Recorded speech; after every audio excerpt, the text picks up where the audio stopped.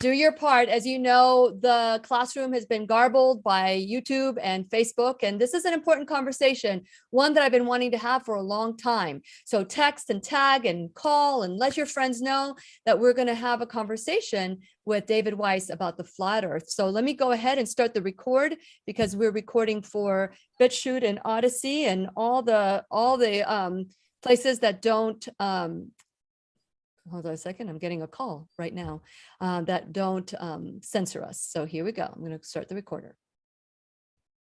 Okay, be ready today. We are going to have a wonderful conversation. I want to say it right now. If anybody says anything against my guest or insults my guest, then you'll be deleted. But I will tell you, the conversation today is going to be respectful, and all your comments should be respectful. It's okay to question. Make sure you type a Q, write your question down. But and then at the end of the class, at the Teacher's Pet Corner, we'll ask your questions. So today, we're going to be talking to David Weiss about the flat earth. So open your mind, be curious, not critical, and it's time to dance and learn and grow together. Fasten your seatbelt. Here we go. The Lillian Mcdermott Show. We love, we fear, bridges we burn, we make mistakes, then we live and learn.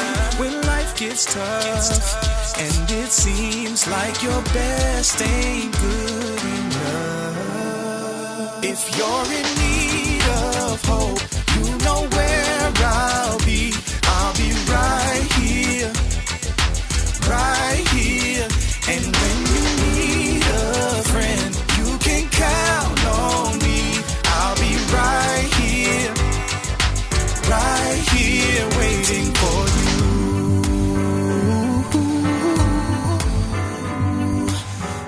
you. This is the place you can always turn to when you need a friend. The Lillian Mcdermott Show. To reach out to Lillian, visit her on the web at whenyouneedafriend.com. Now let's all learn together. Here's Lillian Mcdermott. Hello, my listening and viewing friend. It's so nice we can meet each other on the air on this beautiful, best day ever. And for those of you who are tuning into the classroom for the first time, please know I've been waiting for you. This is a safe place where you can go to when you need a friend. It is my commitment to provide alternative ways and natural ways to heal. And it is my mission to make awareness, responsibility, and truth a part of our everyday life. And I hope you, my listening and viewing friend, will feel inspired and empowered to embrace a new truth and live the life of your dreams. Now, as you know, the whole purpose of this classroom is to be curious, not critical, to learn and grow and learn from other people. But it's really easy when we have a difference of opinion to dismiss somebody. Maybe somebody's coming with a new idea, and it might take 20 years, 100 years before that new idea becomes heard.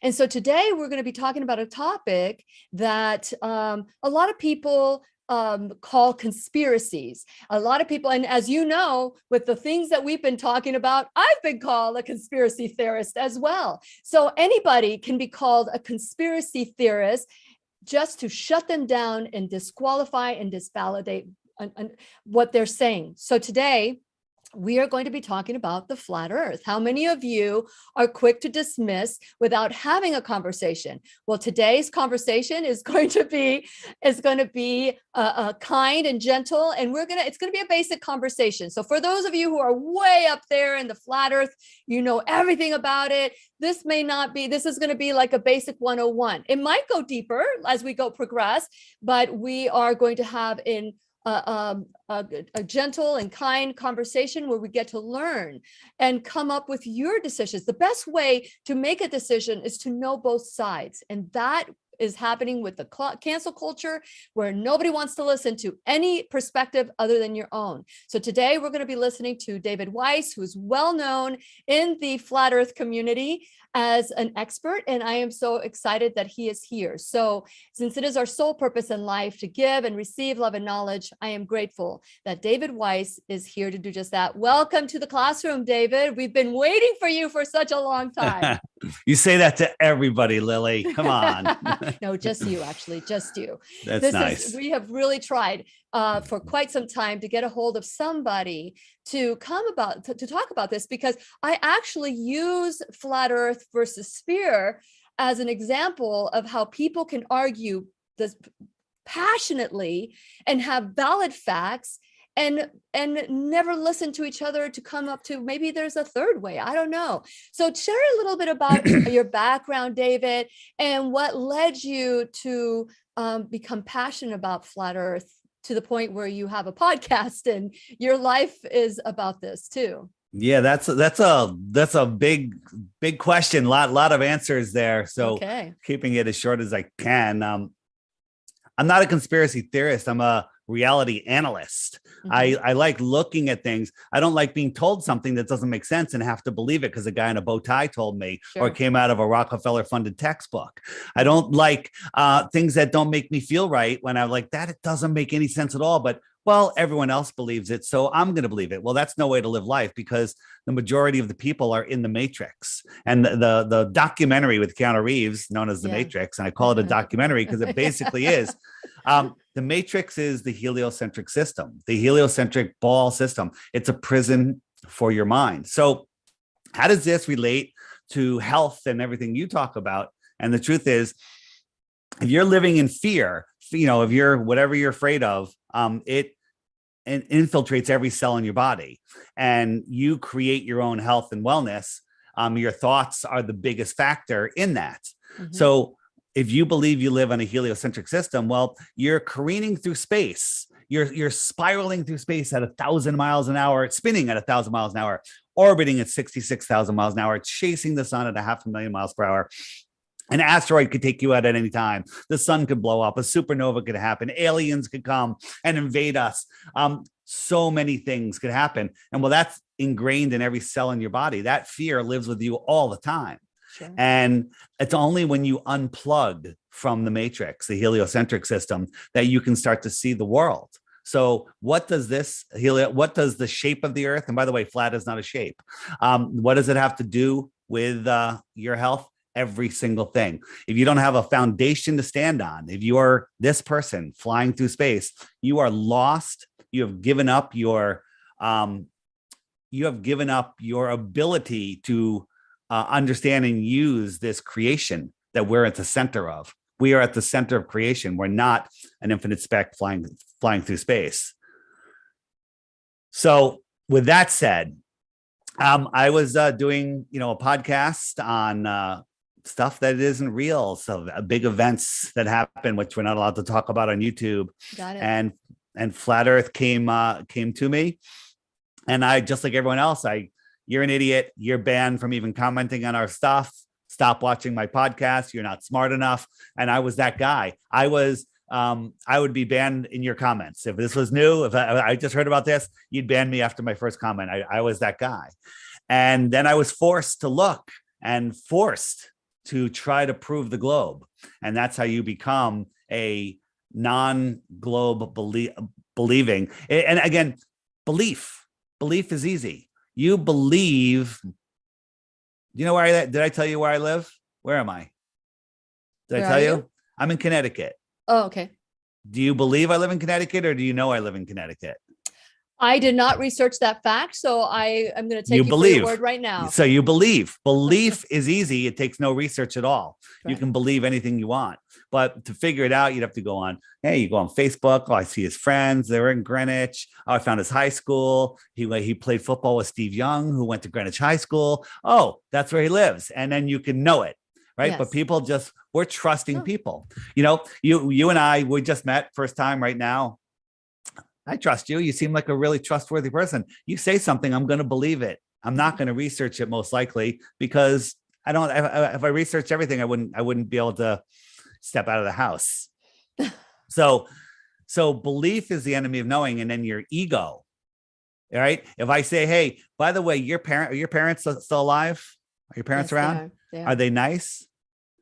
They are nice? My greatest teachers. Okay. If I told you that when you were a child and when you went to bed at night, they went outside and ate babies, you wouldn't believe me. Okay. Right. Because that's just horrifying. And you, it would destroy your entire worldview. And you probably would refuse to look at any evidence. That's the gravity, bad word, of this situation. We are taught that we live on a ball flying through an infinite space vacuum.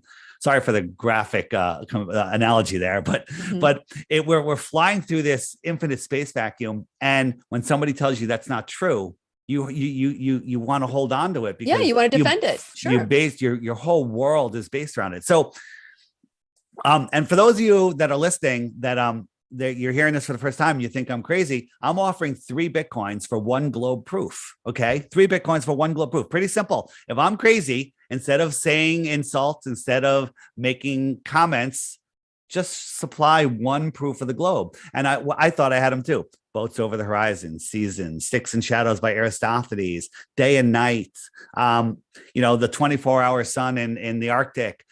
I thought all of these were globe proofs, but when I actually went to look, most of them are flat earth proofs. Okay. Well, that's good because I have similar questions like that. And I will tell you, I can resonate with you already because I was the person who thought natural health was crazy and you take a pill and that's how you get better. And that's, pharmaceutical. When I first started this class, it was a radio show and it was about the latest in pharmaceuticals and, being always been about being a good friend and being polite to one another. But, would talk about, would bring allopathic doctors and they would talk about the latest in pills. And my registered service mark today is you can take a pill, you can take responsibility. It's not that I'm against taking a pill. I'm just for doing everything you possibly can. And I can't even count as many times as I said, don't believe me. I don't want anybody to believe me. I want you to listen, be curious, do your own research. That's what I say. I will say to you that for every hour of the classroom that I present, what people don't understand is I research 4 hours. I've looked at your videos. I've done everything, but still I understand that this is flat earth, questioning the flat earth 101. And so, because I want to bring people up where I'm at or meet people where they're at. And I have used, even though I don't have I believe it's a sphere, I got to protect it, or I believe it's flat, I got to protect it. I don't have that. I'm open. I'm curious to what you have to say. And I want to encourage everybody to be curious and ask your questions. Make sure you type in a Q, write your questions down. We'll have about 5 or 10 minutes after the classroom if we don't have time to for the Teacher Spec Corner to answer your questions. So when I first wanted to hear, so how long has it been since you've been passionate and learning about the flat earth? 2015, 2016 is when I started looking into it. And all flat earthers have the same passion, right? Because once you see this, it literally unplugs you from the matrix. If you remember back to the Matrix, when Neo was taken out of the matrix and he's on the recovery table with all those IVs in him, he goes, "Why do my eyes hurt?" And Morpheus said, "Because you've never used them before." Mm-hmm. And that's what happens with, how in school they tell us we only use 10% of our brains. Well, that's absolutely true. In the indoctrination camp, they literally shut down 90% of your brain and just get you using the 10% that they want you to use. No ruling class is going to teach their serfs to a level where they could challenge their authority, right? Oh, I get it. So we're there. So 2015 is when I started looking into it. And then I was like, oh my God, flat earth is going to discredit everything else I did. But then I realized flat earth is the truth. I got to go out there. And in 2015, 2016, we only were met with, "Oh, you're retarded. Get out of your mother's basement. You're never going to get a job." All of this stuff. Well, those tables have turned. Flat Earth is growing so fast right now. I'll show you in a little bit. It's absolutely amazing. And in reality, we're growing so fast. Flat Earthers only want to work for Flat Earthers, and Flat Earthers only want to hire other Flat Earthers. So it's the glober jobs that are drying up, right? This is a paradigm shifting, to say the least, change in the way we see the world. So just real quick, let's cover just a couple basics, and then you can hit me with any questions. Yeah, people say, because that was one of, I had like basic questions about, but I would love for you to give us an overview of what flat earthers believe. So this is perfect. Sure. So, one of the questions is, what about photos of Earth? Well, here are official photos of Earth.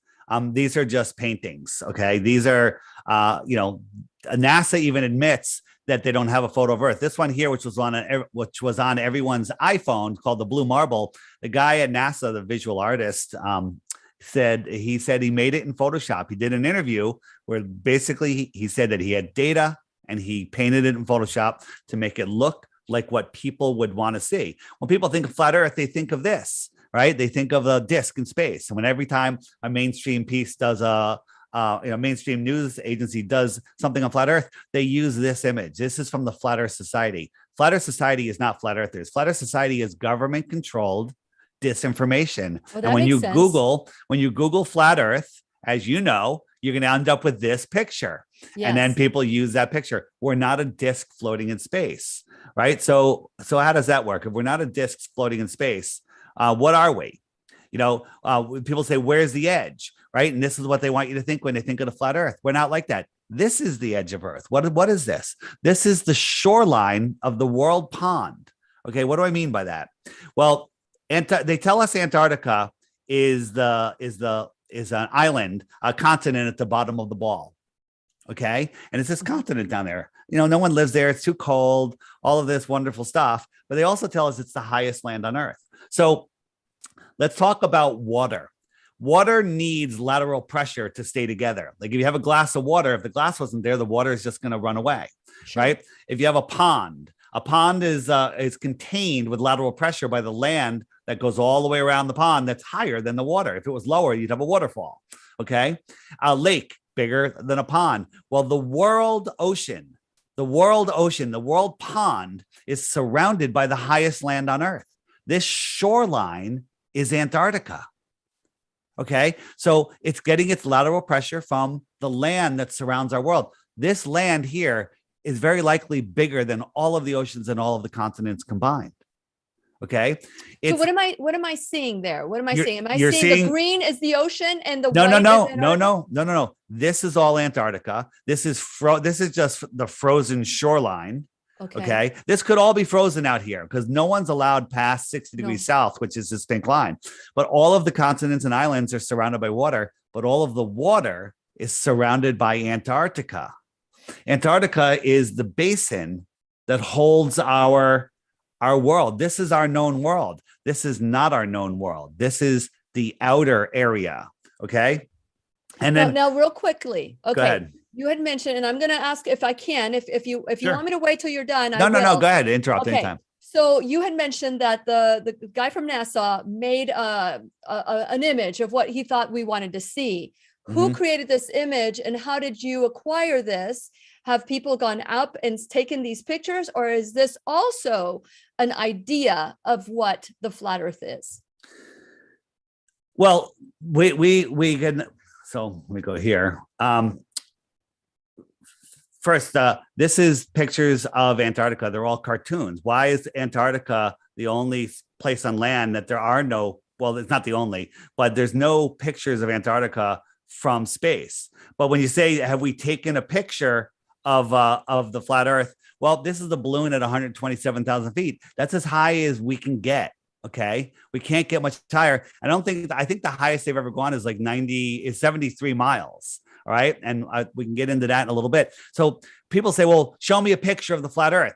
Imagine if you had a room, 10-foot high ceilings, and that room was 25 miles wide. I'd say, take a picture of the whole room and I'll believe it's 25 miles wide. Well, you can't, because a tenth of a mile later when you're looking down the room, the ceiling and the floor are going to merge. And that's the limit of your vision, right? Because everything gets smaller to the point where you can't see it anymore. Okay. Things don't go over a curve. It's the same thing when we're looking out over the ocean. All right. So we live in the Antarctic basin, and every test that we've done looking for, like the first thing people say, I've seen ships go over the horizon. Well, scientists, Bill Nye, the lying guy with the bow tie, and Neil deGrasse Tyson, the failed actor, they'll tell you that the Earth is too big to see the curvature. All right. The Earth is too big to see the curvature. But for some reason, when we can see boats go over the horizon. So our vision works. If you go out on a cumulus cloud day and you see the clouds are kind of sitting on a deck, 5 or 10,000 feet in the air. And then 20, 30, 40 miles away, they merge with the horizon. Even though they're still that high, you can't see the space between the land and the clouds. They just come together. And that's the limit of your vision. Okay.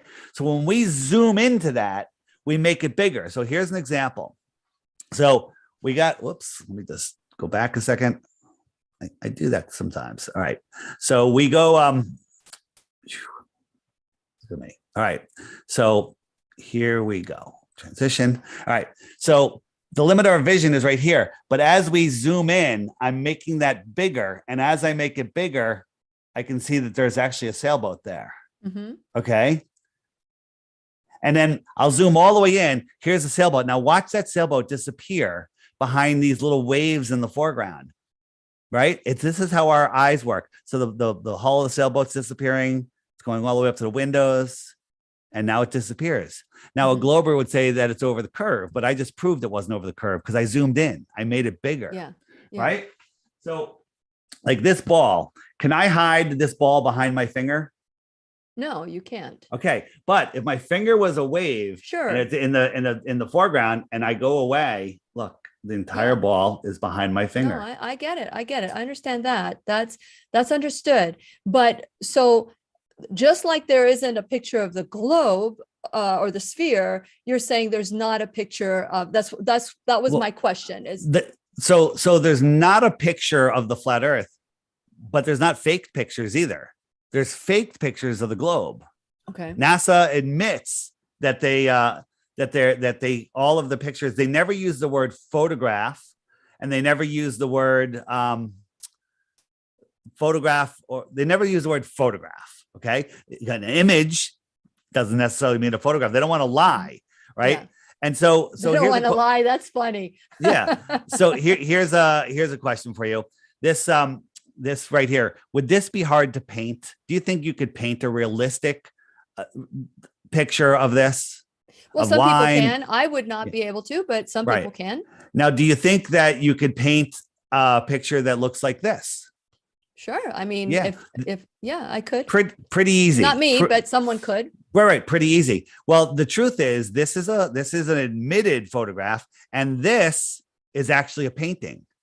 Okay. This is actually a painting. Look at the detail, the reflections and everything. You wouldn't know this is called a photorealistic painting, right? And people go, well, they can't fake photos of Earth. I mean, I showed you those 9 pictures of Earth. They're all faked. Even if one of them was real, then the other 8 are faked. Okay. Mm-hmm. Why are they faking pictures of Earth? So, the blue marble. What about the images from the space shuttle, the space station, space center? Yeah. What images? There are none. There's horrible images. There's nothing. But here we can look at this area right here, and we see that he used the step and repeat tool, the cloning tool.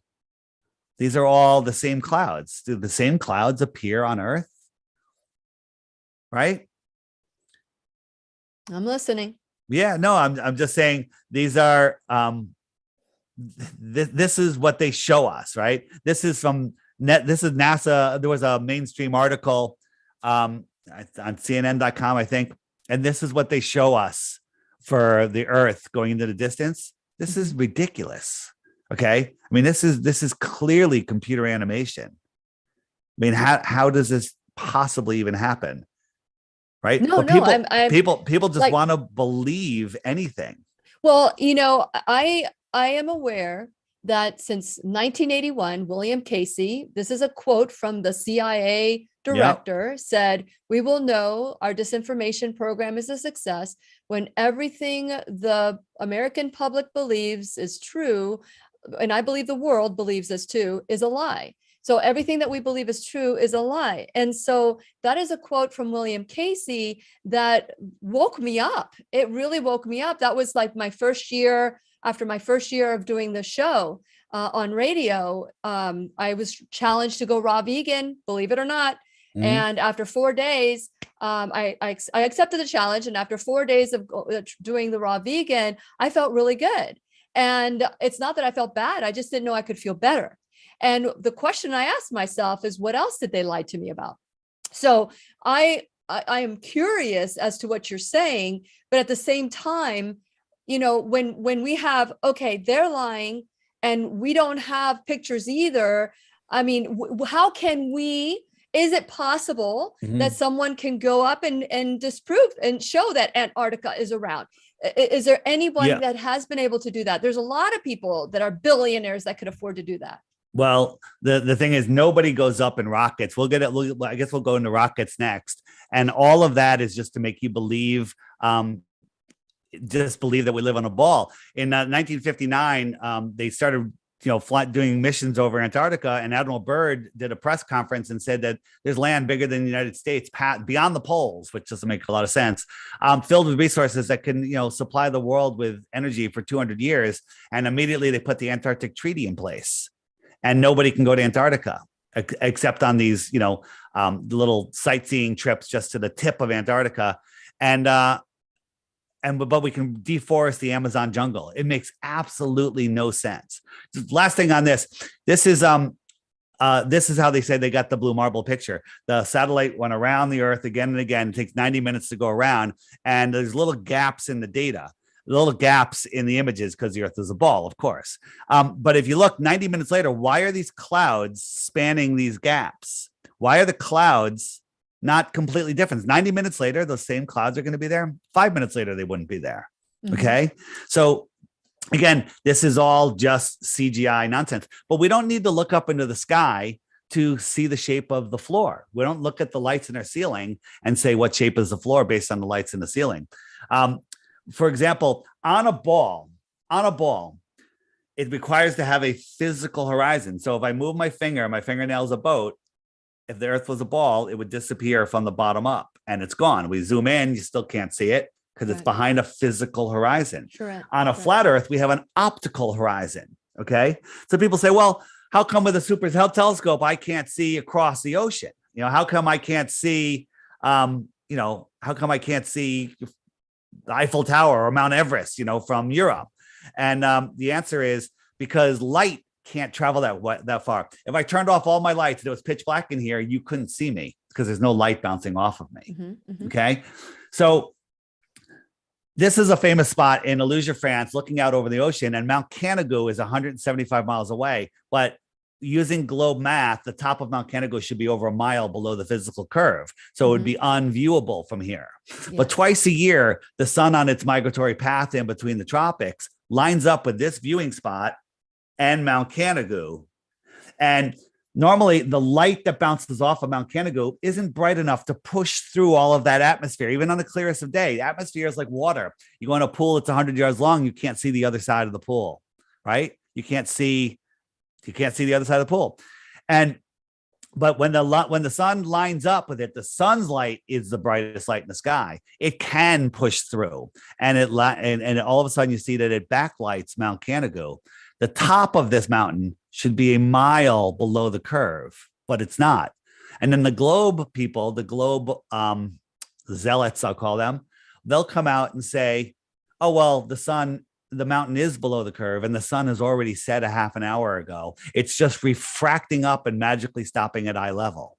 Okay. That is literally their explanation for this impossible thing. This is impossible. So if the earth is flat, where does the sun go? I mean, let's talk about the planets. Where's the moon and the sun compared to, and why will it disappear, and how high is it that it's not lighting the whole Earth, or the moon or when the sun disappears, the whole Earth is dark? So how is it that when the sun and the moon are orbiting the Earth, as opposed to the Earth orbiting the moon and the sun, or whatever it is that we believe, how is it that it's not lighting the whole thing? How is that explained? So if you imagine you're in a dark room, a big dark gymnasium, and you have a candle on near one end of the floor, that candle is going to just light up a small area. It's not, and the rest of the room is going to be dark. Now, from the other side of the room, you will be able to see the camera, but you don't have this atmospheric deck that we have. So what I'm going to show you right now is what I call my flat earth kitchen. Okay. And I did an experiment. It took me about a minute to go through it. And I'm going to show you how your eyes work. All right. So here we go. So here's my kitchen. Here's my counter. It's flat. And this line here is level. You can see that it's level. I'm running the sun across the line. Now, right here, this could be mountains. It could be a city skyline. It could be the atmospheric deck of opacity, the cloud deck. But you can see that I never go below it. And we're looking at this from a celestial height point of view at basically the height of the sun. Now, I got a camera on the other end of the table looking up, watching it go away. Now, if I showed you this first, I'd say, is this line level? And you would say, no, it's sloping down.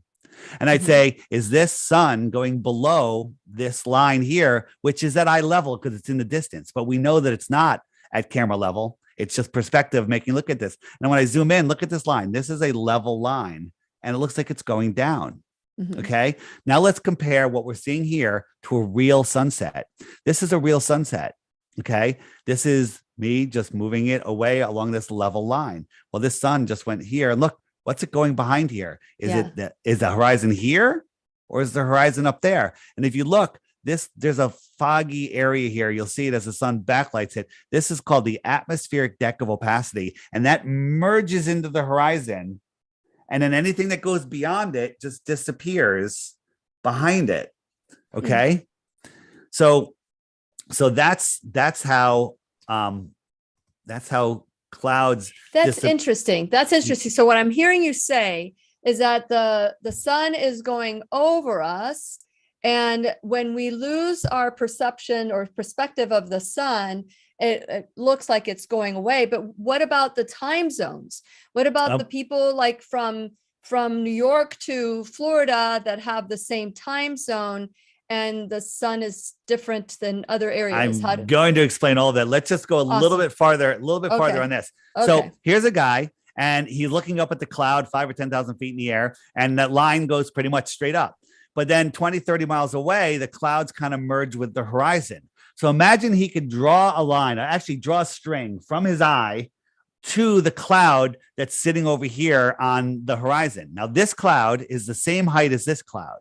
Okay. It's just in the distance. So it looks down. But when he draws that line, if he could look at that line to him is pretty much parallel with the water.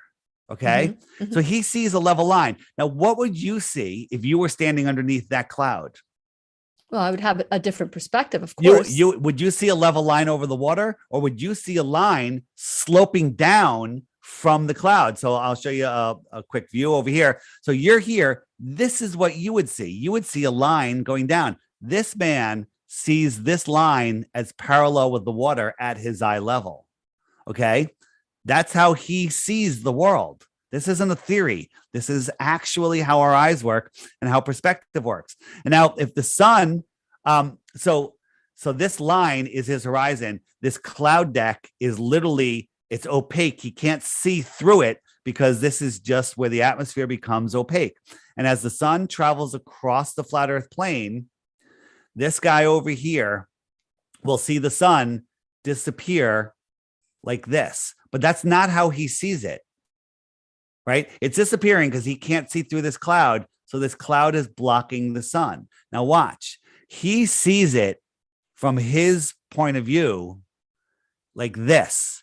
And he sees the sun as it goes away, it goes down and it disappears. It looks like it's going behind an eye level horizon, but it's not. That's how he sees it. Wrap your mind around that. That's how it works. Go ahead. Yeah, no, I'm absolutely just, trying to take this in. As you know, I've done research on it, and, there are times in life where things just resonate really quickly, and other times where you really have to research it. I think that 4 hours of research may not be enough time to kind of grasp everything, because we're also dealing with the ego, the lies, all the things that, as a certified life coach, I totally get that it takes time to kind of embrace these things, these new truths. And it's a different, Lily, different way of thinking. Yeah. So there's so much we can do. I'm happy right now that we're sticking with the sun and we're going to get into time zones. This is all going to be a little compact lesson in just a little part. Okay. And this is really going to work. So how come we can't see the sun? Well, I just showed you that the light gets blocked by perspective in the atmospheric deck of opacity. What is that? The atmosphere is not clear. There, as you look through across the land, that's where the atmosphere is the thickest. It becomes opaque rather quickly. So I filmed this with my drone, and it has to be, the conditions have to be not over water. So I'm on the East Coast, I'm watching the sunset, so I'm looking west. It has to be below freezing, so there's no humidity in the air, and it has to be a super, super clear day. So I watched the sun. In 5 minutes time, it went down, down, down, down, down. Now, if we were spinning, it would just keep on going. But it didn't. In 5 minutes time, it went down, down, down, down, down, and then it stopped. And it sat here. Now, my friends at the beach saw the sun set 10 minutes earlier. This is sped up 2,500%. And the sun stopped going down. It sat here for 10 minutes. And watch what happened. It just disappeared into the soup. This is a super clear day. I'll show it again, back and forth. It just disappeared. It's still there, but its light can't make it to you. Light is like sound. It only goes so far. It doesn't go for billions and billions of years and light years. All of that is nonsense for your mind. So you can't see this. Take all of that out of your mind and understand that light is local. It's small. Okay. So it's taking its light with it. Now, where's it going? It's going to California. Okay.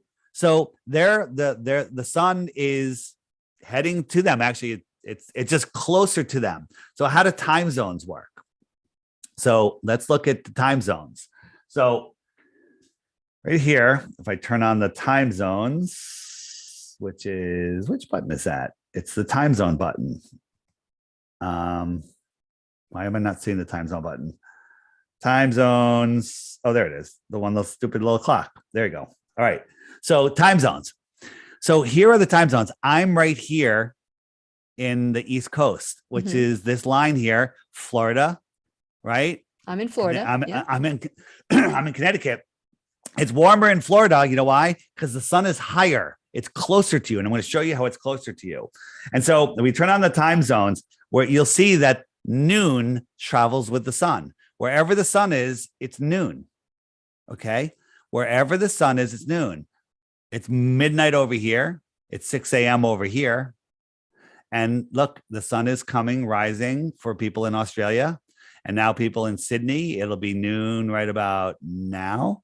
And then 2 time zones later, it's noon on the West Coast. And now it's morning. The sun is rising in South Africa. It's still nighttime here in Connecticut and Florida. And the sun comes around and it gets closer. Okay. So there's 2 things going on here. There's seasons and time zones. So if we just quickly look at perspective. So here is streetlights, and they're all the same height. You know this in your mind, but they're going down. They're getting smaller and smaller. Well, here's the sun doing the same thing. As it goes away, it goes down. This atmosphere right here is really thick, and it just goes behind it, like I showed you with the other perspective. That's where it goes. And then I showed you that the sun takes its light with it. It takes its light with it. It's a local light. It's small. It's here within the Earth system. So let's go back to the app for a second. Turn off the time zones. So there's 2 things here. This outer yellow line is called the Tropic of Capricorn. You've heard that. Okay. What are the 2 big tropics? Tropic of Capricorn and the Tropic of Cancer. Why isn't it the Tropic of Leo? Why isn't it the Tropic of all these other ones? And the reason is because the tropics are the ends of the tropic zone. Okay. So anything in between the Tropic of Cancer and the Tropic of Capricorn is called the tropics. It's where all the tropical islands are. Okay. Anything outside of Capricorn, we'll call that the Antarctic region. And anything inside the Tropic of Cancer, we'll call that the Arctic region, because it's in the Arctic area. You and I'm in the Arctic region. You're right on the cusp. Okay. Where in Florida are you? South Florida? Well, no, Central. I'm in Cape Canaveral. Cape So I'm Canaveral. on the water. Oh yeah. boy. Oh boy. Oh boy. So let's move it to June. So in June, the sun moves all the way into the Tropic of Cancer. And when it comes around, it actually goes right over Miami. That's why it's so hot in Miami in June, because that's that street light that's right over your head. That's your summer sun. Okay. If you and I were outside, if you came up here to Connecticut in the middle of winter and we were sitting outside freezing in the middle of winter and we're 20 feet apart and somebody's holding a big giant heat lamp 15 feet over your head, directly over your head, I'd say, point at it. You go, oh, it's right up there. And I'd say, is it warm? You're like, yeah, I'm warm. And you'd feel the heat. And I would look at it and say, where's that heat lamp? And I'd say, it's over there. It's about 45 degrees up. I'm not pointing straight up. It's lower in the sky and it's farther away. I'm cold.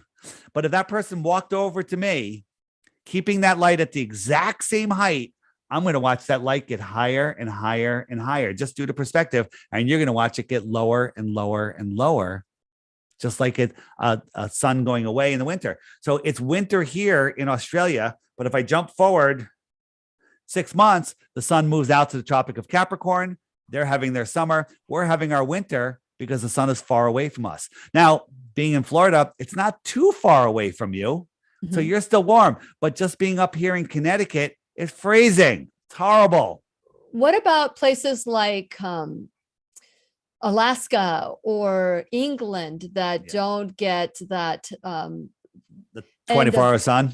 That 24-hour sun, or in England never get the sun, so it's all raining and all well, that's weather systems. So, but the sun sets because it's going away. Like if you had if you were on a street with street lights, perfectly straight street, went on for miles and miles and miles. Well, you're only going to see the lights for half a mile. No, I get right? that. Yeah. And they're all going to merge into the ground. And so all the other lights, you can't even see them. They're all gone.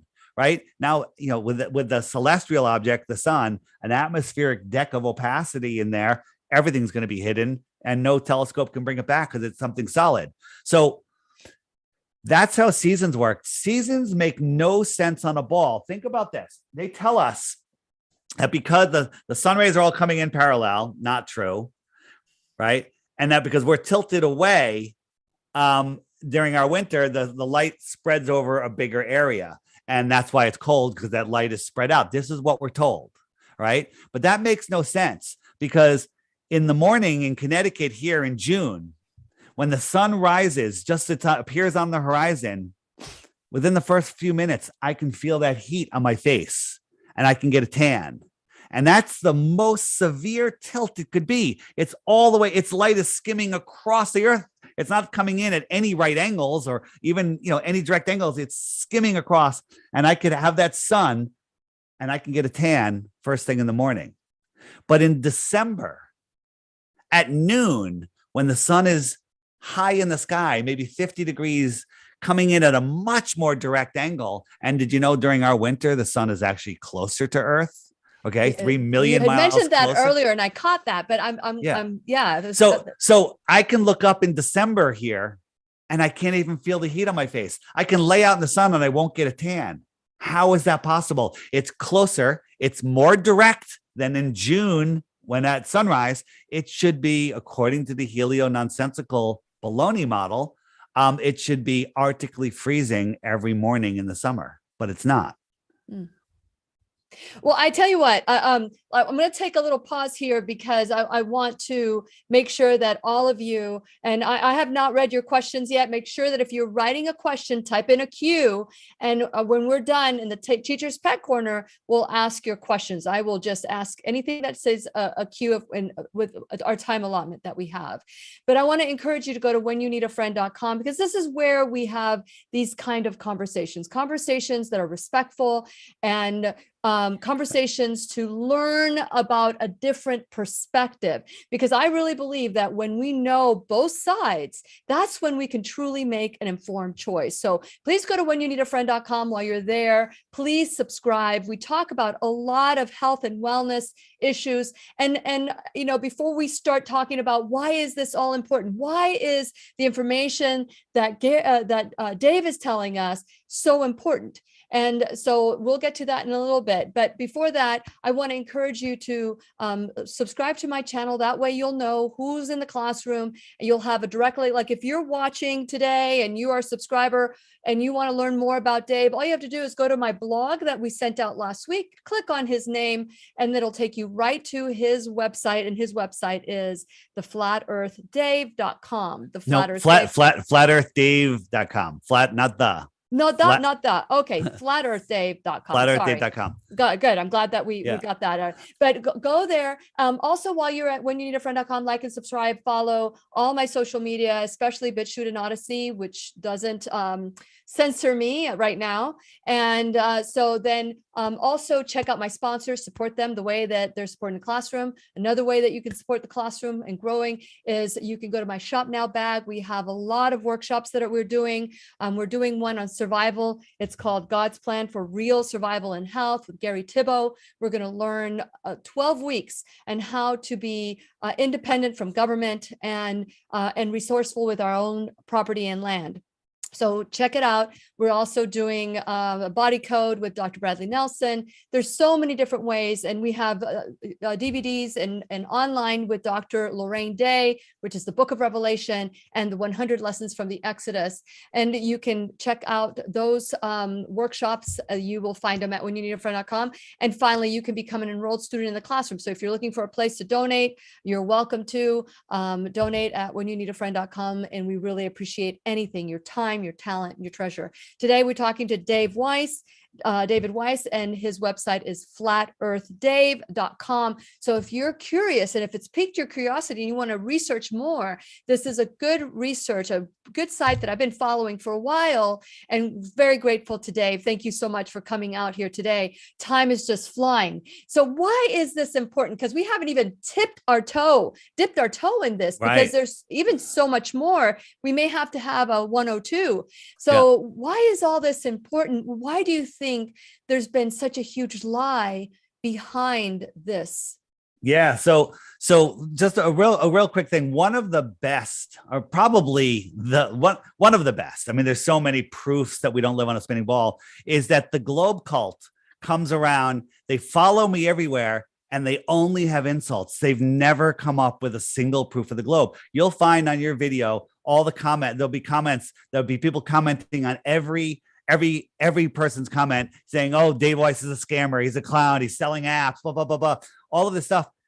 And they never offer a globe proof. And then when you go look at their channels, there's nothing on their channel. They either just joined YouTube or it's just an empty channel for years. It's like so like ask yourself what's going on there. And then also YouTube doesn't promote you can search for a video by name and it doesn't show up.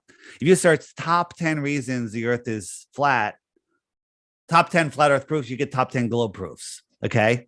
And they're all just these hit pieces after hit pieces. Sure, so I saw that. I can witness to that. Yeah. So the question is, why the lie? I'll explain it, but one of the best places in my app, the Flat Earth, Sun, Moon, and Zodiac Clock app, if you hit the question mark button and you scroll down to the bottom or close to the bottom, why the lie? And there's some great videos right there, but I'll go over the why the lie. The answer is to control your mind. It's the controllers of this world don't want you to know that you're at the center of creation. They don't want you to know that nobody has authority over you. They don't want you to know that your thoughts create your reality. They want you living in fear. They want you serving them as masters. They're trying to be God. They don't want you in a situation where you can deny the creator. I used to be agnostic. I don't want to call myself an atheist because that sounds kind of anti-God. I was just like, I believe in evolution. I believe the whole thing. And, I'd be listening to podcasts and great stuff, great information. Then I'd find out that, they're Bible people. And then I would just delete everything and I would go somewhere else. And then when I looked into the flat earth, I found out, Wow, it's crazy to think that this happened from a random accident. You crash 100 quadrillion airplanes into a mountainside, a Mac laptop computer doesn't emerge out of those crashes. But you have to believe something far more miraculous than that happened here. None of that makes sense. So when I realized what this place wasn't, then I realized there's a creator. Okay, who's the creator? That's your own journey. I don't get into anyone's business. That's your own journey, your relationship with the creator. It's your own business. Okay. But there's a creator. And when you find that out, all of a sudden you unplug from the matrix. You stop believing all the nonsense and you take your power back. With all the nonsense going on in the world right now, the way they get away with it is because most people are spinning out of control. They're lost. They're all distracted. They're so distracted. They're distracted. They're shiny new thing. They feel insignificant, right? Well, I feel significant. There's a lot of people that are doing pretty well, but imagine if they grounded themselves and they really knew who they were, and they really understood how this world works, and then they really understood that astrology is the real science and astronomy is all made up nonsense. Even one of their head scientists, I think it's Michio Kaku, has said, in science, when you're off by a scale of a factor of 10, that's considered horrible. But in cosmology, they're off by a factor of 10 to the 120th. Okay, power. All right, that's 10 with 120 zeros. Right, that number doesn't even exist. It's too big of a number. Right, a trillion is 10 zeros. Right, 10 zeros. Okay, 1 trillion seconds. Do you know how long 1 trillion seconds is? If you listen to any of my videos, you've probably heard it. Yeah. Go ahead. 31,000 years. 31,000 years. Just the way, why am I saying that? To show you how big a trillion is. Okay. Right. They're off by 10 to the 120th. That's not science. That's pseudoscience, mumbo jumbo nonsense. Just like meteorology. They don't have to get it right, but they're able to keep their job. So yeah, there's a lot of things like that. Yeah. Yeah. So when you see the anti-flat earthers out there, just say, is that your best globe proof? That's all you have to say to these guys, and they'll never give you one. They'll just throw insults up and all sorts of stuff. That right there, they don't realize it, but they're waking up so many people to the flat earth reality just by being such clowns. So when you said the Flat Earth Society, they were created to discredit, make people look like a bunch of idiots. But where would be a good place for people to do their research other than you and other? Yeah. Well, where did you do your research? It sounds like you've done a lot. So when I first started looking at Flat Earth, YouTube kept recommending other videos, and I found great channels. I followed the channels. Now all of that stuff is still out there, but it's out there. They haven't deleted it. Right? It's out there, but you can't find it. Mm-hmm. So this app, this is the Flat Earth Sun, Moon, and Zodiac Clock app. Oh no, he's here selling apps. This app doesn't hurt anybody. It's $3 one-time charge. If you want to subscribe to go on to the social media part of it, you can. It's $11 for the year, but you don't have to. Okay.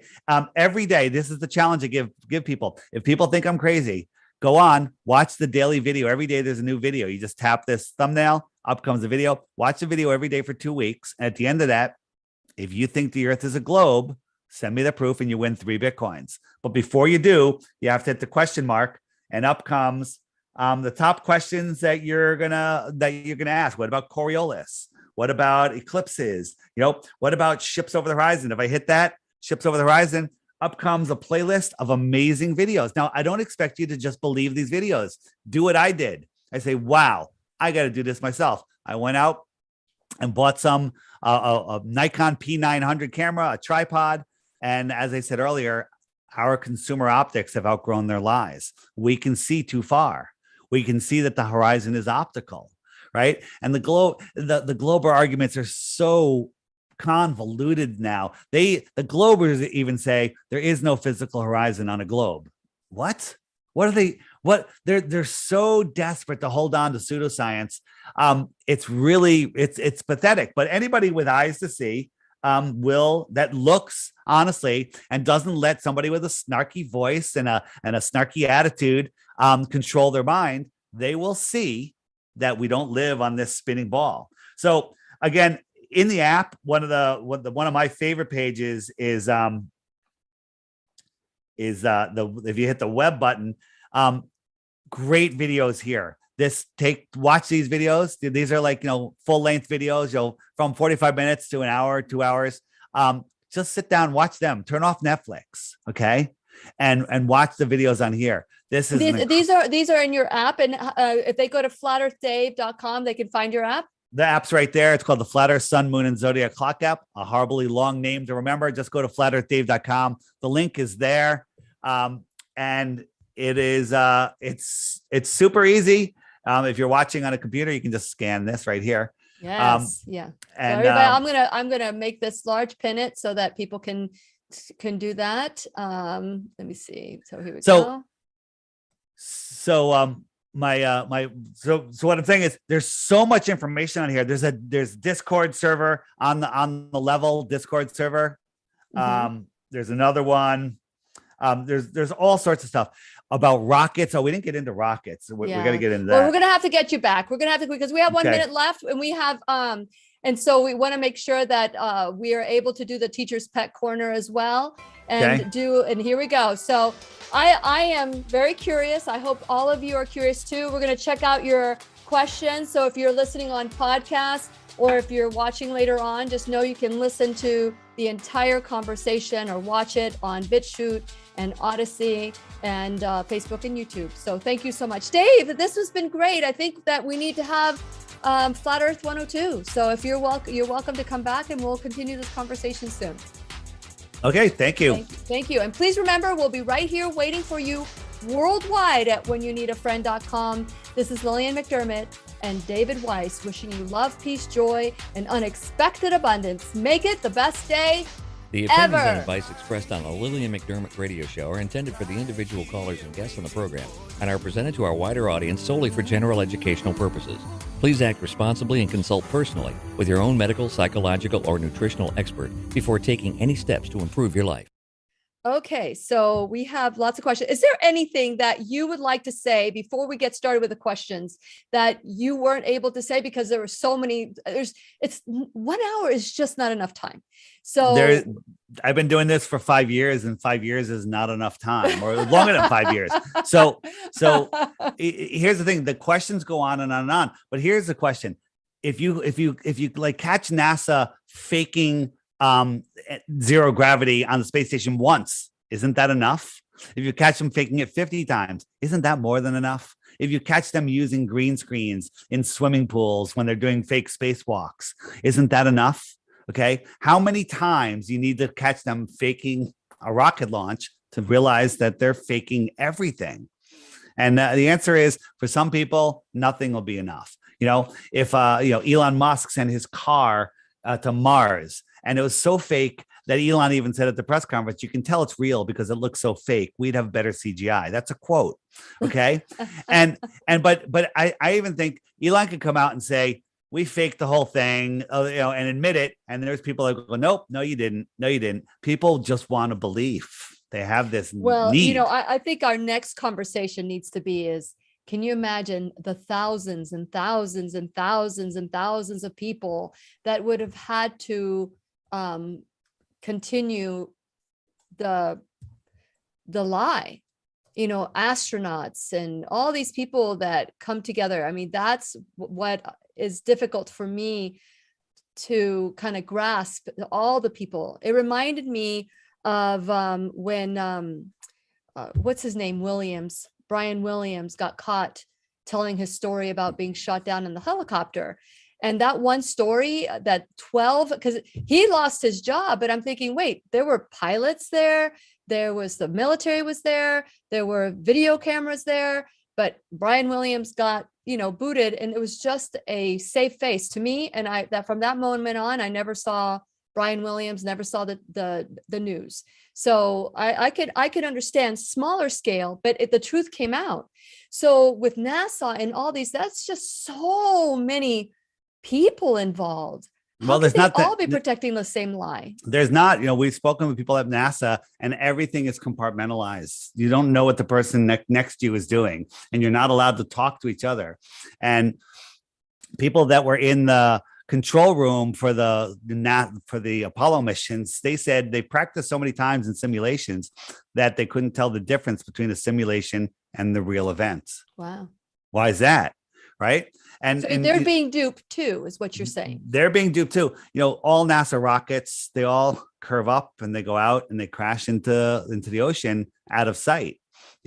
This is this right here is a landing that happened the other day. So I don't know if you're aware, they launch these rockets up now, and then the first stage comes down and lands upright. Have you seen this? Yes, I live overlooking the rocket launches. Yeah. So, but you've never see you see the rocket take off, and that's something they're just sending up there. There's no people ever on it. But watch this landing right here. Watch this. I'm gonna make you big. Make it big. Okay. And so this is coming down. It's falling out of the sky, and then this little fire is going to stop this thing and keep it upright. This thing weighs like 40,000 pounds. It's like 20 stories tall, and it lands on this raft where there's side winds. How did this thing fall from space and land on that little raft with no one to see? But there's a problem. Watch what happened with their layering. Watch right here. Look at this. This is all fake. This is not edited. This is their footage just from a couple days ago. Do you see that? Do it again. Do it again. There it is. Do you see the square? Yeah. What is that? A rectangle? Yeah. Well, it's showing you that their footage. This is their footage, but this is not what was seen by the regular people. No, this is what was seen. This came out. This was broadcast live. Wow. Right. And there's so many. Someone needs to get fired. That's pretty blatant. Well, sometimes I wonder if they do it on purpose. Sometimes I really wonder if they do it on purpose. And these rocket launches are so absolutely ridiculous. The amount of edits, I'm trying to find what was on this one. So this one's going up. They show the curve of the earth, right? But if you watch, look, so we got the curve of the earth here, and the announcer always goes, "Oh, we can see the curve of the earth," right? And then they show another camera view, and then they show again. Let me just go a little forward here. So we got a little slightly different curve here. And then when they switch cameras again, what is this tinfoil? Okay. So it's hard to see right here, but watch. Then the next view, I think it's the next one, they show a concave Earth. All right. There's that I can see a little curve there, not bad. But then when they show it, this is clearly just a fisheye lens. Let's let it go a little farther. Where is it? As it changes, it's getting flatter and flatter. And now it's getting concave because it's moving to the left of the screen. So watch right here.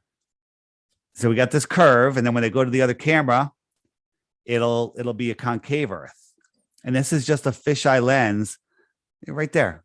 That is, if you put a line on that, it's not curving anymore. Okay, but we're all seeing a curve because they're only showing us a little piece, and that's how we're programmed to see. Amazing. Yeah. Well, you've piqued my curiosity. Yeah. I am open to learn more, and I hope that we can do more of this. I know there's lots of questions here, and again, if we see any questions that are demeaning to our guest or myself, they will be deleted. So don't even bother. And by the way, don't even answer anybody that tries to say something about you either. So I'm talking about you, the viewer.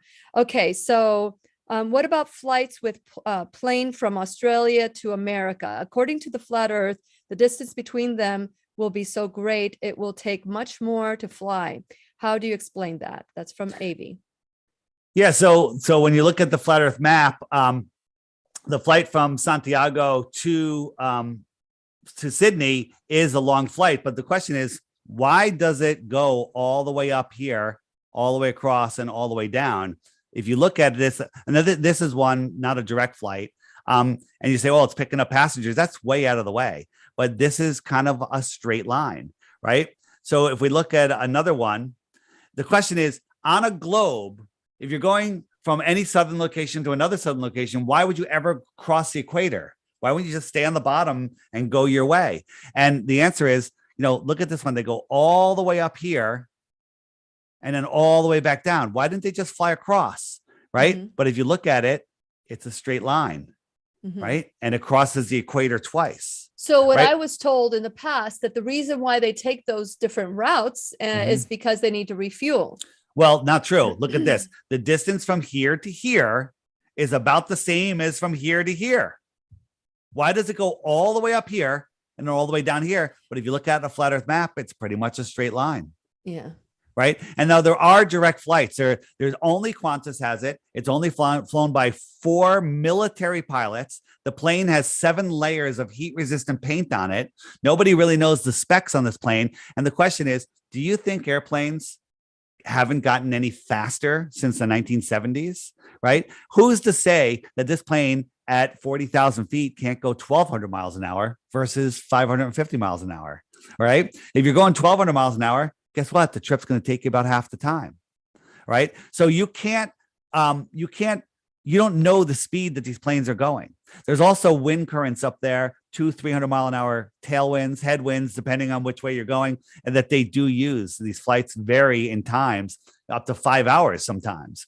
So if you want to prove the shape of the Earth, that those two things are far, show me a shipping line, show me a cruise ship that can do it in set amount of time. Because a cruise ship, let's say, goes 20 miles an hour. Well, if a cruise ship all of a sudden started going 40 miles an hour and you're on it, you're going to know it, right? Because you got something to compare it to. But in the sky, when you're out in the middle of nowhere, that doesn't work. And there's tons of these. And just real quick, let's just go to sometimes there's emergencies that happens on airplanes and the plane needs to land real quick.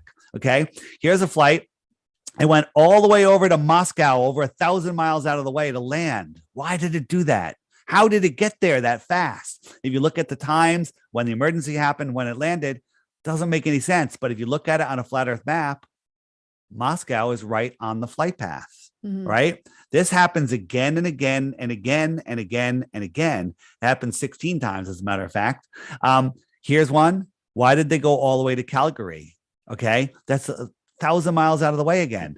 Calgary is right on that line.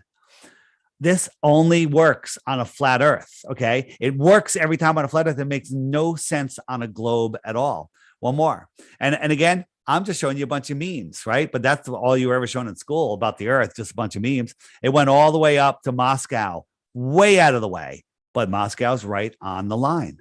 Right? You want to see this stuff yourself? There's a free PDF online for this book, 16 Emergency Landings, or you can go to lulu.com and get the coffee table book. It's awesome. Everything is documented, not a conspiracy theory, right? It makes no sense. Now, in the north, any flight to from any northern location to any other northern location never crosses the equator. But in the south, they do. That only makes sense on a flat Earth. Once you understand this, then you start to see like, wow, that only makes sense on a flat Earth. And airplanes fly straight and level over an Earth plane. Think about this. If you're sitting on a runway on the equator, okay, you with me? Yeah. You're moving at 1,000 miles an hour. Okay. What does that mean? You're moving at 1,000 miles an hour. The Earth is spinning at 1,000 miles an hour. Okay. So you're spinning at 1,000 miles an hour because the Earth is 24,000 miles around, 1,000 miles an hour. Takes 24 hours to go around, makes perfect sense. But if you're up in Alaska, you're making a much smaller circle. Correct. You go around once a day, but you're moving only at like 300 miles an hour because you're making a much smaller circle. Correct. So what happens if you're on an airplane and you're taking off from the North Pole where you're not even moving at all, and you're trying to fly out to I'm in the wrong layer here. You're trying to fly out to the equator. There we go. You're trying to fly out to the equator that's moving 1,000 miles an hour. This rocket or airplane has to speed up 1,000 miles an hour sideways just to be able to land in Ecuador on a north-south runway, right? Come on, NASA, launch a rocket at the North Pole and land it upright on the equator. How's it getting that sideways speed? Okay. People go, oh, well, gravity. What? You know, gravity is pulling the wind. How come at 40,000 feet, there's winds 200 miles an hour or faster that are outrunning the spin of the Earth? We're supposedly spinning like this and the winds are outrunning the Earth. That makes no sense whatsoever. You're presenting lots of different perspective. I think it's wonderful. So we have another question. Is Dean? It's from Dean. I'm a flat earther, but I do wonder why the clouds are lit from beneath at sunset.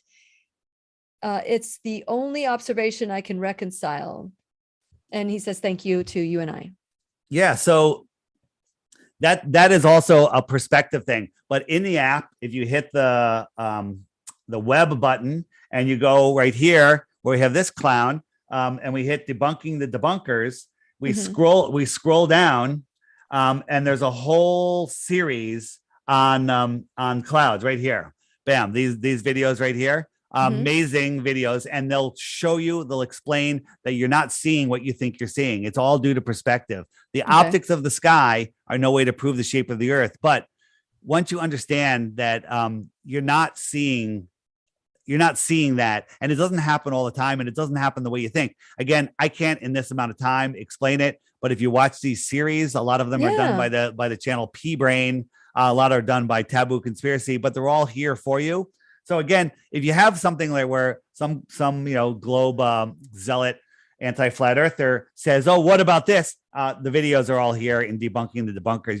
You can find their video. And it's not us just saying, no, they're wrong or fake. We show them. We use science. We actually look and think. We use our brains rather than not use them and just believe books written by men that we never met. Yes. No. I mean, it's very interesting information that you're providing today. And I am very curious. I have a question here. Can you explain why we see half the moon during the day? Absolutely. Well, so if you look here, the sun outruns the moon once every 28 times around. Okay. The sun laps the moon every 28 times around. So when the sun is opposed from the moon, the sun isn't lighting the moon like a spotlight. It's a more of an electrical connection, and the moon is its own light. So when the moon is halfway over to the sun, it's only half lit. And look, it's going to move into the day sky right soon, right here. And now it's in the day sky, and you have a half moon right there. Boom, half moon. And now it's waning. It's getting smaller and smaller, and soon it'll be so close to the sun, it'll be harder to see. And then it'll start waxing on the other side. And that's simply how it works. Wow. Okay. A lot of globe believers, think that it's the Earth's shadow that causes the phase of the moons. That's totally not true. Now, before you got into this, were you into astrology, or were you into what is your background that you are so comfortable with the Earth and the moon and all these science experiments that you've done? What is your background when it comes to that? Well, I took 4 years of astronomy in college, and I was really good at it because I just memorized and regurgitated the nonsense that they told us, but there's really absolutely no proof of anything. I had access to a major observatory, which we booked many hours, many nights. And the one thing they tell you not to do is not to look at the moon. Okay. Right. Because it'll hurt the mirror. The light of the moon is so amplified, it'll break the friggin' mirror. And that's not true. But they don't want us looking at the moon because you'll start seeing things that don't make any sense. What is the moon? Biggest mystery of all. Okay. Nobody knows if any of the luminaries in the sky that we see are even physical. Okay. And there's evidence that they're not. I flew to Australia in the middle of the night for the Sydney Olympics. I left California, and this is long before I was a flat earther. And I love the stars. I was like, wow, I'm going to be in the middle of the ocean. The stars are going to be so amazing. And I got my blanket, held it up over the window. The lights were pretty much off because everyone's sleeping. And I look out, I saw like 3 lights, 3 stars. Maybe they might've been 2 of them might've been airplanes. And I'm like, where are the friggin' stars? We set a balloon up in Arizona at night with high def cameras looking up. Before it even took off, we could see all the stars in the sky. It was amazing. As it gets up higher and higher, it should get brighter and brighter, and the stars should get even more and more clear. By the time we got 50, 60, 70,000 feet, all the stars were gone. Explain that in a heliocentric model. Okay. And the fact that I can't explain it, I have theories, I have ideas, I have experiments. But the fact that I don't know doesn't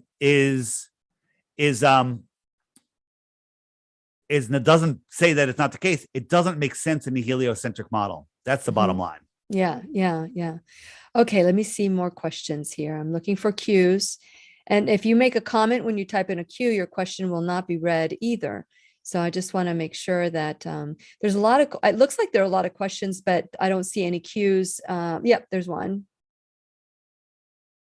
What says is level curved? Well, people are saying, Globers believe that level is a curve. Okay. Level is horizontal. Flat is a description of level and horizontal. The earth is testably, measurably, scientifically provable, a level plane. And any horizontal line lines up with the horizon, which is horizontal. All horizontals are parallel. Okay. So on a globe, that doesn't work. Again, these are advanced thinking concepts that people is like, I was never taught to think this way. I can't do that. My brain hurts. Yeah. Okay.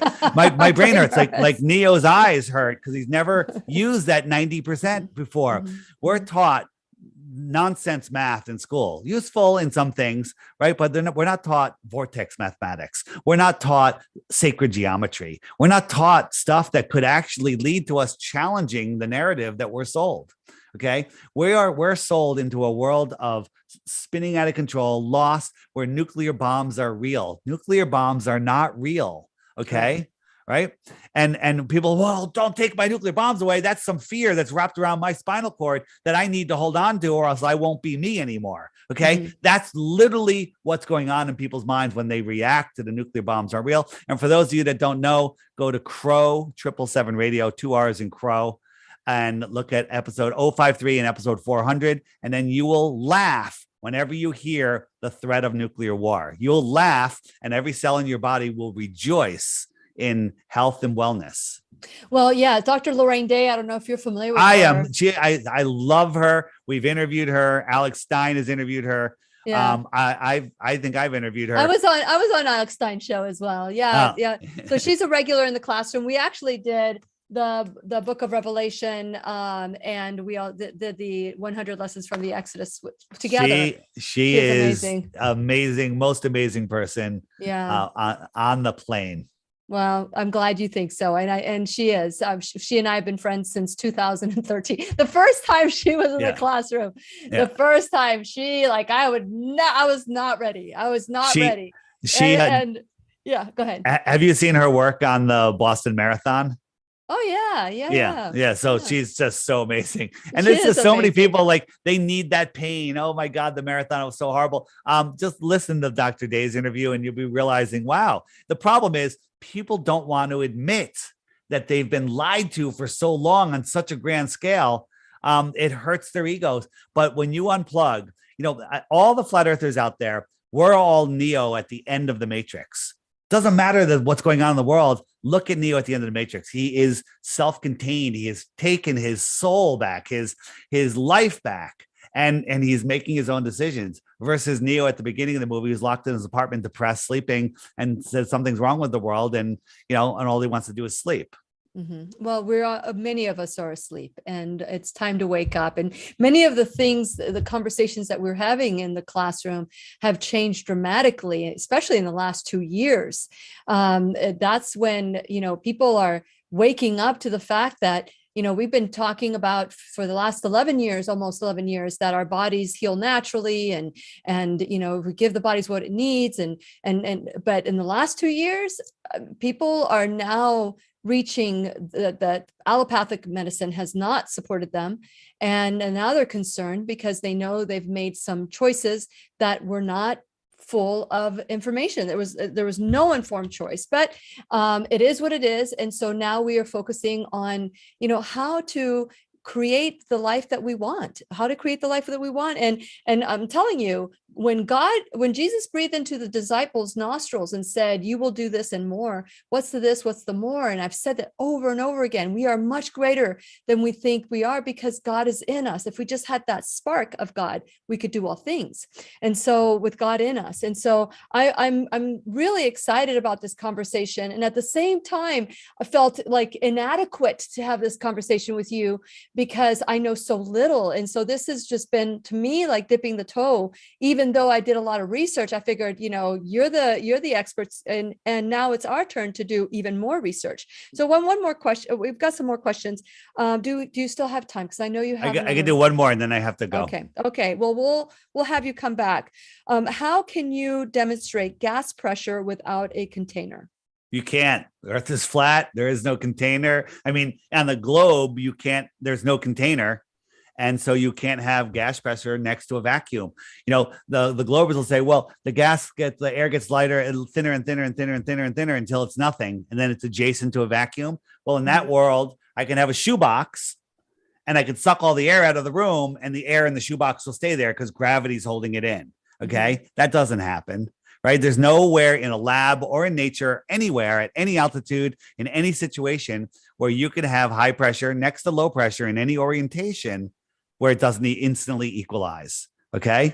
And that's a fact. And, but in Magic Globe world, they want you to believe, there's gas pressure. Well, pressure needs walls, needs to be contained to have pressure.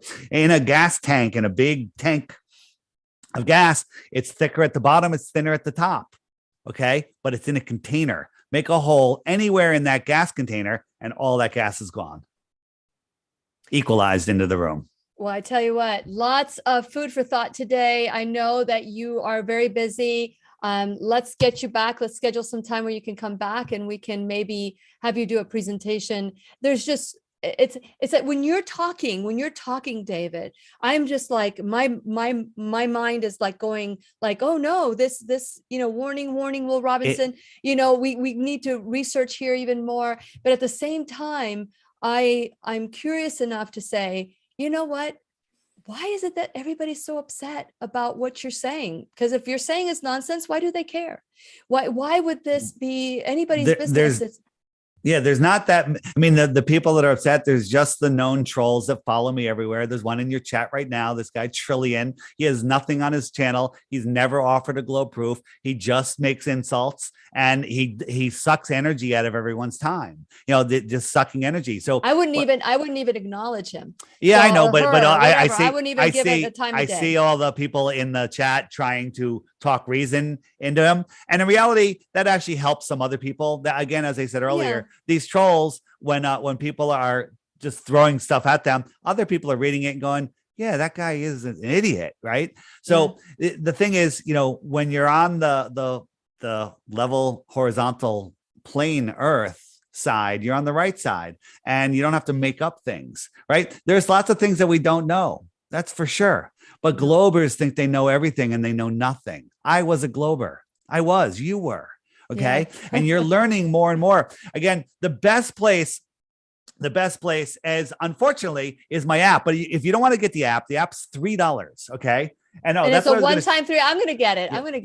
It's a one-time thing. But as I said, there is a subscription. Let me show you what that is. If we hit the handshake button, up comes a map of the world. Hold on, let me Did you create this, Dave? I did, and there's more and more. I got a big update coming this week, and these are just the people near me. And now, if you notice, in some of them, you can see there's like a little chat head, a little figure. Those people have filled out profiles, so you can click on that one. So if I click on this one, here's that person, and if I click on the profile right here, I can see who they are. And people are literally using this for work, for dating, for friendship, for meetups. So right now, look at what you created, Dave. So right now, this is 50 kilometers. This circle here is 50 kilometers. And if I hit the share button, 341 people, I could send out a group message like, hey, I'm having a meetup at Joe's Bar and Grill Saturday at 4:00. Here's the address. And then all these people show up and now you have new friends. Brilliant. Right? Because, and we just did that in New York. I think like 80 people showed up. And it was amazing. Every single person literally was your best friend, all ages, everything, right? And everyone you talked to was the most interesting person on earth, right? Everyone was a Dos Equis guy. So that's what's going on there. And if you look at the world, people say flat Earth is dying. Flat Earth is growing so fast, and I have proof. It is unreal, right? So here's America. These are the people that have the app. Okay. They're everywhere, right? Your new best friend, your new partner is in there. Okay. and it's growing faster and faster. Look at the UK. Amazing, right? We even have people in Antarctica. Okay, look, we got one at Casey Station right here in Antarctica. Right there. Zooming in. Where's the building? Maybe we'll see him wave at us. Yeah. No, it doesn't quite work like that, but amazing. And again, you can message people individually. You can set up experiments like this person here could reach out to this person here and say, hey, let's do a long distance mirror flash and get more proof of the flat earth, right? Because that would be an incredible distance according to globe math. So again, the app is super fun. Quick preview. There's now we have your icons will change as you refer more people to the app. Everybody wants to wake up people to flat earth. This will just keep track of how many people you're waking up. That way you can go and you can look on the map and you can say, oh, that person is a shark, yellow, whatever. I'm going to reach out to that person because I want to do a meetup and they must know lots of people. So again, the app is super fun. And besides being fun, the information that it can bring you to is well worth your $3. Okay. Mm-hmm. You only need the subscription. You can get messages from people without the subscription, but you can't send messages or fill out a profile or use the weather app. I mean, you see the weather here, but if I click it, it gives you a really good weather app, which I think is like, if you had to buy it yourself, I think it's like $3 monthly. Well, so it's a good deal. I laugh at the weather app, because if it says it's going to be raining all day and it's sunny in Florida, it's like, what profession do you know that, like a brain surgeon, would you go to a brain surgeon and say, well, I can be 50% chance that you're going to be okay, or that I'm going to be doing a good job. But when it comes to real life, this is an unbelievable tool that you've created. And I want to honor your time because I know that you need some rest before your next interview. And so thank you so much, Dave. And I thank you all for watching. I'll keep all your questions, and the next time Dave comes, I'll start with those first. So thank you, Dave, for everything that you're doing and for bringing some wisdom into the world. So thanks. Thanks.